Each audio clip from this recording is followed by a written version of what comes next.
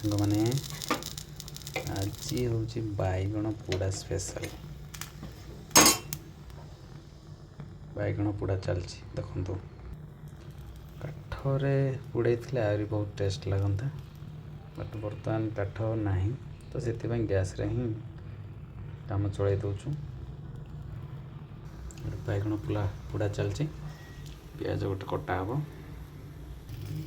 ଆମେ ପୁରା ଆଜି ଦେଶୀ ଷ୍ଟାଇଲ୍ରେ ବନାଇବା, ଦେଶୀ ଷ୍ଟାଇଲ୍ ବାଇଗଣ ପୋଡ଼ା।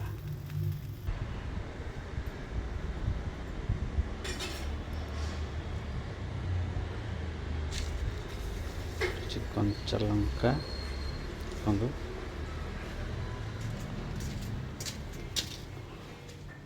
ଅରିଜିନାଲ୍ ଗଛରୁ ତୋଳିକି ଏବେ।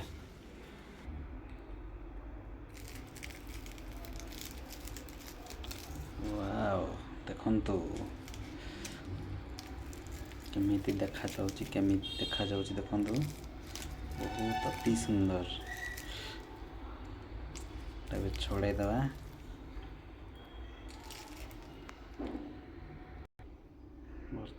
ବର୍ତ୍ତମାନ ଛଡ଼ାଇବା ସରିଲା। ପିଆଜ ରେଡ଼ି, ଲଙ୍କା ରେଡ଼ି, ପ୍ରୋସେସ୍ ରେଡ଼ି ହେଇଗଲା। ପକାଇବା ପିଆଜ,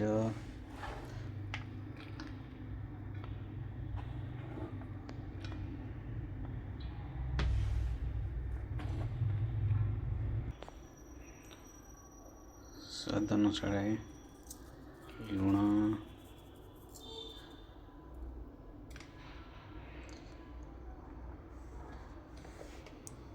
ଏଟା ହେଉଛି ସୋରିଷ ତେଲ, ଫର୍ଚ୍ୟୁନ୍ର ସୋରିଷ ତେଲ।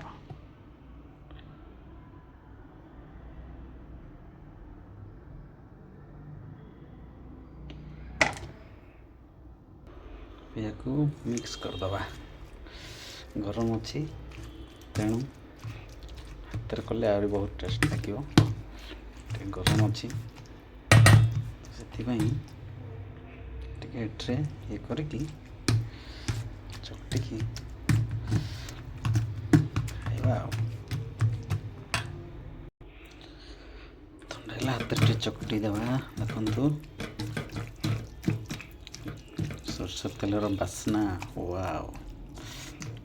ଡବଲ୍ ହିରୋଇନ୍ର ଥିଲେ ଆହୁରି ବହୁତ ବଢ଼ିଆ ବାସ୍ନା ହେଇଥାନ୍ତା, ବଟ୍ ଡବଲ୍ ହିରୋଇନ୍ ନାହିଁ ତ ଆଡ଼ଜଷ୍ଟ କରିବାକୁ ପଡ଼ିବ। ଦେଖନ୍ତୁ କେମିତି ସୁନ୍ଦର ଭାବରେ ତିଆରି ହେଇଗଲା। ଆମର ଭାତ ଡାଲି ready. Okay, bye bye, see you.